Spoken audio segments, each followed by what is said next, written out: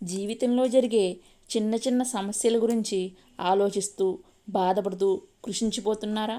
అయితే ఈ కథ ఖచ్చితంగా వినండి.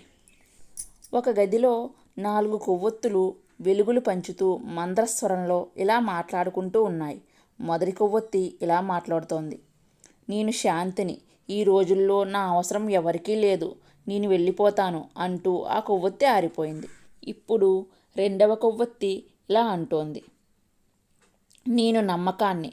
కానీ ఈ రోజుల్లో నా అవసరం కూడా ఎవ్వరికీ లేదు. కొద్దిసేపటికి అది కూడా ఆరిపోయింది. ఇప్పుడు మూడవ కొవ్వొత్తి ఇలా అంటోంది. నేను ప్రేమను. ప్రేమానురాగాలనే వెలుగులు పంచడానికి నా శక్తి సామర్థ్యాలు సరిపోవడం లేదు. ఇవి ఎంత ముఖ్యమో తెలియడం లేదు. తన దగ్గర వారిని కూడా ప్రేమించలేకపోతున్నారు అంటూ బాధగా ఆరిపోయింది. ఇంతలో ఒక అమ్మాయి లోపలికి వచ్చి ఆరిపోయిన కొవ్వొత్తులను చూసి కన్నీళ్లతో, ఎందుకు ఆరిపోయారు? మీరు నిరంతరం వెలుగులు విరజిమ్ముతూనే ఉండాలి కదా అని అన్నది. ఇప్పుడు 4వ కొవ్వొత్తి ఈ విధంగా మాట్లాడుతోంది. నేను ఆశను.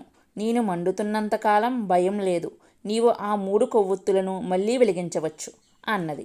అప్పుడు ఆ అమ్మాయి సంతోషంతో ఆ 4వ కొవ్వొత్తితో ఆరిపోయిన శాంతి, నమ్మకం, ప్రేమలనే కొవ్వొత్తులను వెలిగించింది.